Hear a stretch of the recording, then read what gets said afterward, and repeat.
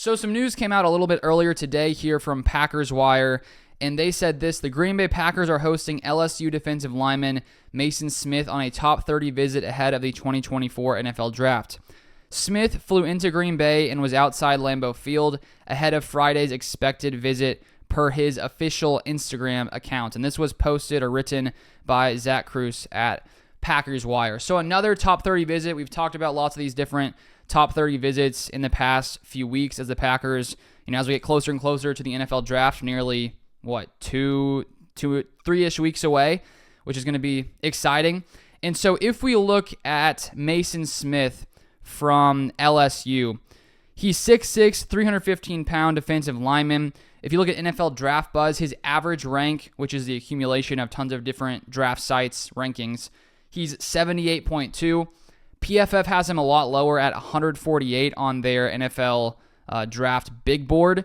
And as I was looking through these different sites and the rankings of Smith, I can tell that there's a lot of differing opinions about Smith. It sounds like he's a ton of upside, but there's some question marks there, which I think is why you see such a discrepancy in all these different sites and where they have him ranked. And so there's no telling, how NFL teams are going to value him. But let me read here an excerpt from their PFF NFL Draft Board about Smith. They say this: Smith was a rotational starter as a true freshman at LSU, had his 2022 season ended by a torn ACL, and then played 582 snaps in 2023. The 6'6" interior defender's size jumps out.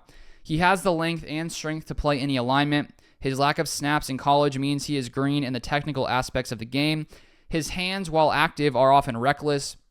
He leans more on athleticism than the fundamentals and can be a bit slow to react.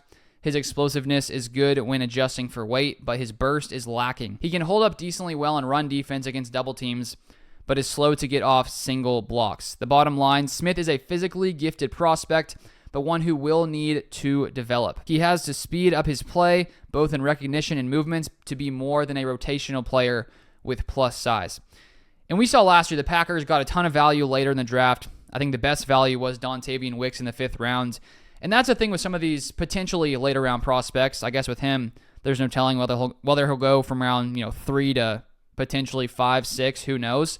But with some of these later round players, around 5 and 6, there's obviously a ton more question marks than the guys who are up there early in the draft, clearly. And at the same time, you have a lot of upside as well. And that's where I think, obviously, the later in the draft, the less the hit rate is for these prospects. But if you can find, a diamond in the rough, a guy who maybe has tons of physical tools but hasn't really been developed properly, I think the Packers are really good at developing players. And, with a guy like Dontavian Wicks, who was really good in his second to last season in college, probably would have been drafted way higher if he went in the draft at that point. But with him having another season, things dipped off for whatever reason in a new offense. And then the Packers take a chance on him, and he looks like he should have been drafted, maybe the 2nd round potentially. And so that's the thing with some of these prospects that maybe don't have all the fundamentals down as much as they should, which is why they've been pushed down draft boards. But the Packers, as I said, are really good at developing players. It doesn't always pan out, but the Packers could see a guy like Smith, who is a big physical guy, has lots of great physical attributes as a defensive lineman, and maybe they think they can allow him to grow into a much better player, and they'll take a chance on him.